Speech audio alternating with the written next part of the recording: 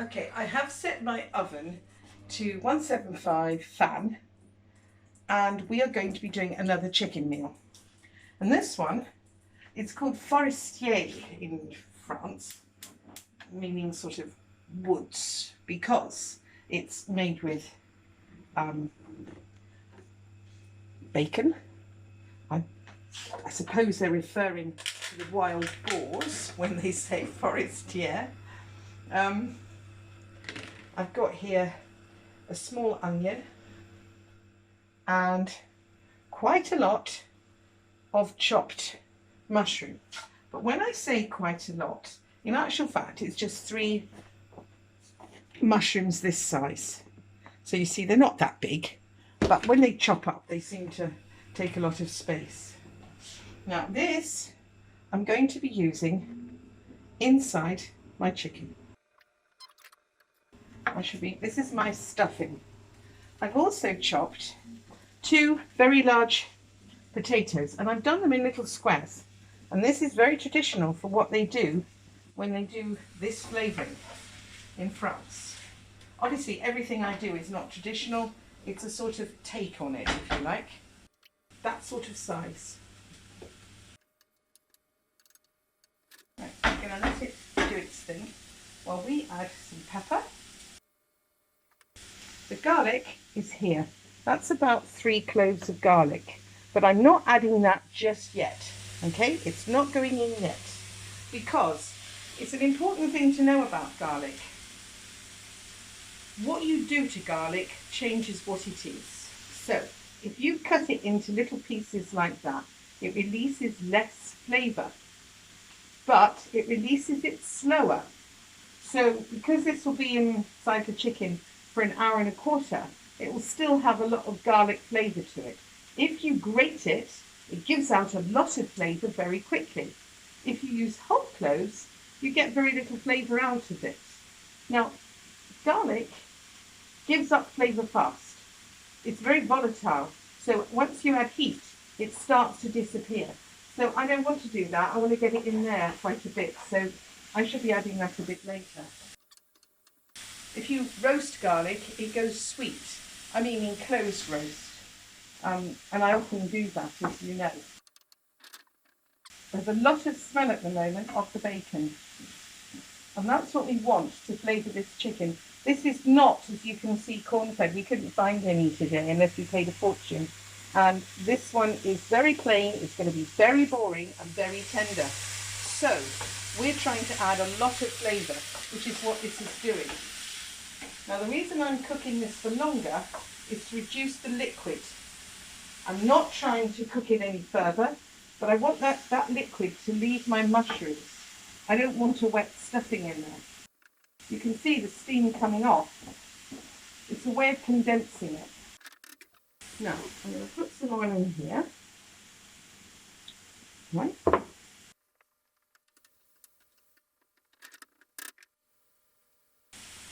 Now I want to wilt this, but not very much, and I want to soften this. So I'm going to add this. So now in go my last 2 ingredients, parsley and the garlic. The reason I'm cooking it a bit is to soften it so that I can squash it in there. Now I have chopped parsley plus the stems. The reason I often don't use stems is not because they don't have flavour, because they really do, but because they can be quite stiff. These are very young parsley, but I still want them softened enough for me to push it through. Right. Now I'm going to take this out and I'm going to put it into this pot so it cools and I can handle it. And I then am going to make a little bit of the mixture for my potatoes. Right, this will now cool if I spread it out, so I can then put it in my chicken. Okay. Now I'll put some more oil in, there it is, and pepper. Now, can you see they are quite small, but look, I've got one here that I'm not happy with. There you are. So pull these separately, and that's about 2 cloves of garlic and a small onion, which we get into the pan. Now, whereas this onion here has been softened, this onion here, I want to fry it. I want it to have a caramelised golden look to it. And it's got a lot of pepper in. I want my potatoes to taste of something. Okay. Now I'm just going to turn this over to help it cool down. I don't need it cold, but I need to be able to touch it. There we are, that's going to cool quite nicely. Next thing I'm going to do is throw the potatoes in. Now, I'm not actually cooking them. All I'm doing is coating them. I'll try and turn the pan that way. Oh, it's quite difficult for me to do it this way. I'm going to use 2, I think. Now, there's one thing missing from these potatoes. Obviously, salt if you use salt. But thyme. Now, that's all we're adding to our potato mixture. But what comes out of here goes on there. So now I'm just going to turn that off. You can see you've got little burnt bits already. That's our flavouring. Now, we're going to do what you've seen me do so many times before. Put my finger between the skin and the flesh and make little pockets. And do it this side as well. And if you're clever, you can get it in there. You're probably an awful lot more dexterous than I am, so if I can do it, you can do it. It's not that difficult. Hold the skin, try and move it. Right, so now you've got a lot of space to put your filling in, because there's quite a lot of filling, so you need space for it. Okay. Now, I've taken off the elastic, because that just causes confusion. And this side, again, I've just pushed it inside, so in fact I can go all the way through now. But I don't want to break the skin if I can help it, because it acts like a little envelope. Which is quite nice, really, isn't it? Now, we take a little bit of this. If you spill some, it doesn't matter. It adds flavour to your potatoes. Now, I'm putting in a lot, because that will be very nice when it's cut, I promise. And I'm going to try getting it over onto the legs, because the legs need to have some sort of flavouring as well. Okay? It adds moisture, it adds juice, it adds flavour. It creates some sort of interesting difference to a very boring chicken. And everybody who likes bacon will like this much more than just a plain chicken. Okay, now the other side. Oh, I didn't get any over this leg, did I?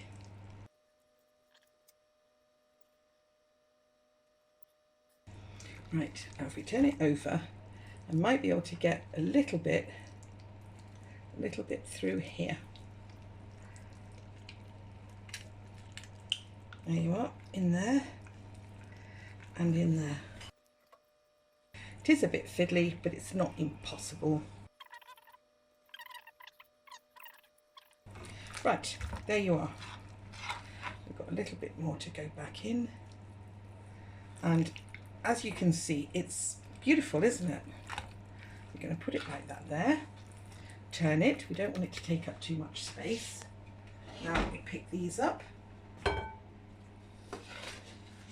And we put these over here.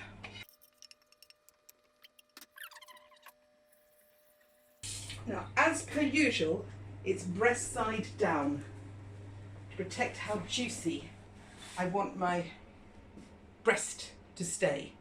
The legs, I like to cook it an hour and a quarter, an hour and a half, something like that. As these are very small potatoes, the fact they're piled up on top of one another really won't matter. If you wanted to, this was an optional. You can sprinkle this over and you'll get extra crunch. There you are. Which is? Oh, sorry, sesame seed. I'm not very helpful with labels today, am I? Apparently I'm not helpful most of the time. Never mind. Sesame seed. It'll just toast on. It's cheap, it's simple. I keep this little pot of it and I just keep replenishing it. It works really well.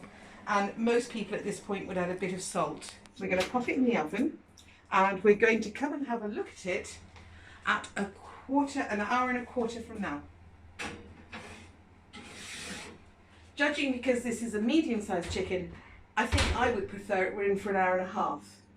Right, well, this will be very nice, I promise you, Paul. Worth waiting for. Look at that. Just look at that. Looks really crispy. Isn't that beautiful? Can you see how crispy it is?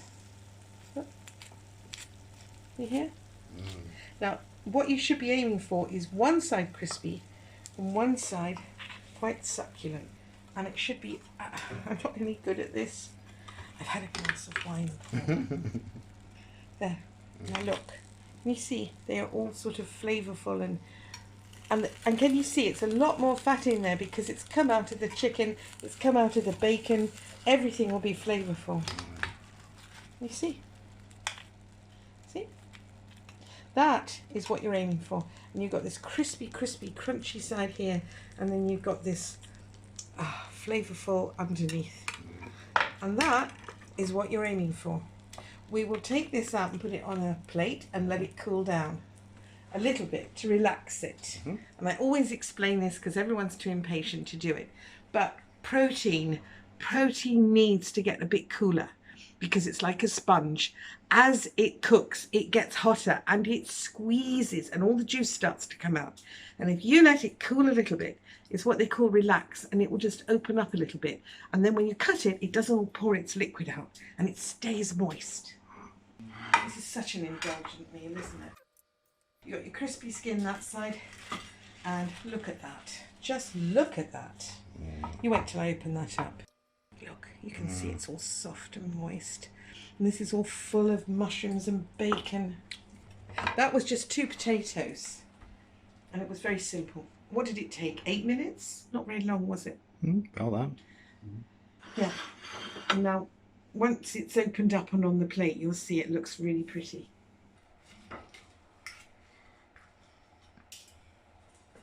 Look at that, really crispy and delicious.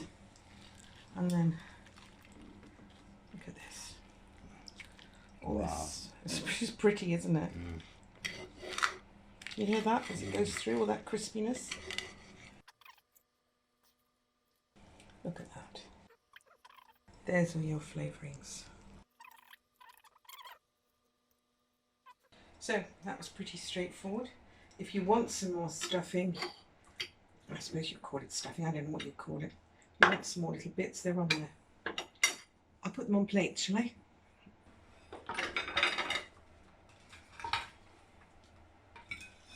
These special little potatoes. You can see bacon, mushroom, onion, it's all there. Look at it, it's absolutely gorgeous.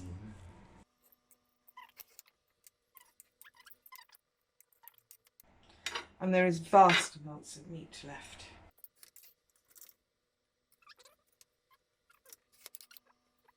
See, if you look, you see underneath here, you can see it's really moist. And there's all your little bits of flavouring. It's really good.